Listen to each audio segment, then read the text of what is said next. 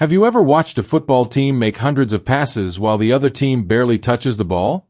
No long shots. No endless crosses. No desperate clearances. Just pass after pass after pass. And somehow, it completely destroys the opposition. That's Tiki-Taka. It's one of the most famous football styles ever created. It helped build one of the greatest teams in history and changed the way football is played around the world. But what actually is Tiki-Taka? Why did it work so well? And why don't many teams play it anymore? Let's break it down.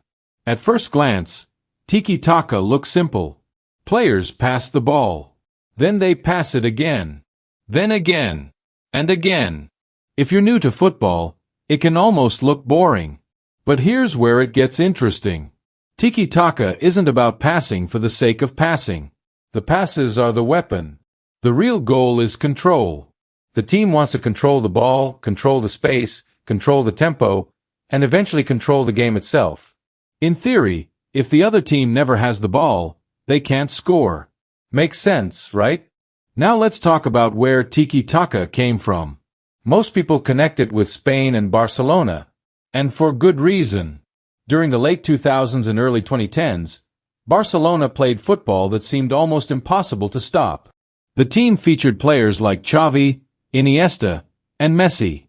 Their coach, Pep Guardiola, built a system based on constant movement, quick passing, and intelligent positioning. At the same time, the Spanish national team used similar ideas and dominated international football. Suddenly, everyone was talking about Tiki-Taka. So how does it actually work? The first rule is simple. Keep the ball moving. Players rarely hold onto it for long. 1 touch.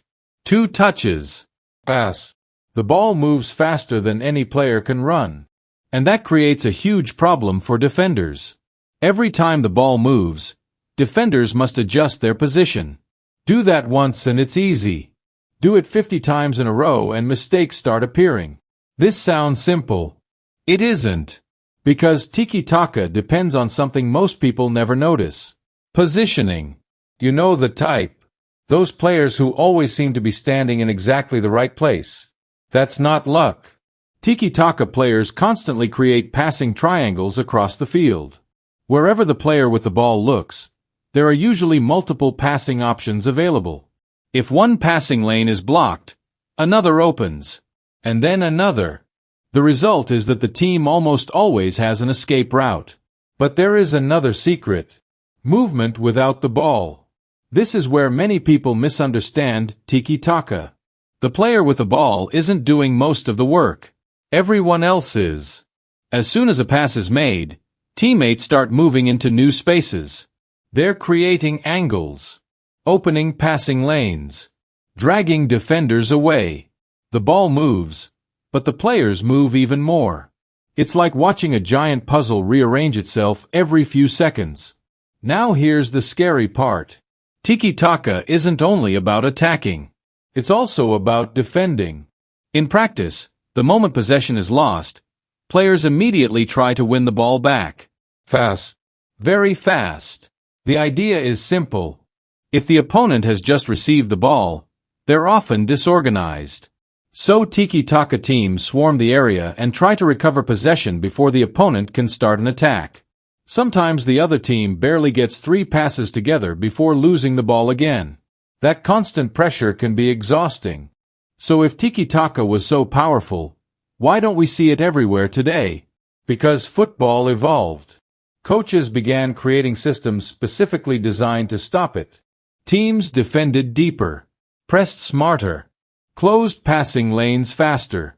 And some managers realized that keeping the ball isn't always the fastest way to score. Direct attacks and quick counterattacks became more popular. Suddenly, Tiki-Taka wasn't unbeatable anymore. But that doesn't mean it disappeared. Far from it. Many modern teams still use pieces of Tiki-Taka today. Quick passing, positional play, ball control, high pressing. The style evolved instead of vanishing. And that's the real legacy of Tiki-Taka. It wasn't just a tactic. It changed the way people think about football. Remember the question from the beginning? How can a team destroy opponents without constantly shooting or sprinting forward? The answer is control. Tiki-Taka showed that football isn't always won by the fastest players or the strongest players. Sometimes it's won by the team that thinks faster, the team that moves smarter, the team that makes the ball do the work. And maybe that's why Tiki-Taka remains one of the most fascinating football ideas ever created. But here's a question. Could a pure Tiki-Taka team dominate modern football again? Or has the game moved on forever? Let me know what you think. And if you enjoy simple football explainers like this, make sure to subscribe for more videos uncovering the hidden stories behind the world's favorite sport. Do not forget to like the video. See you.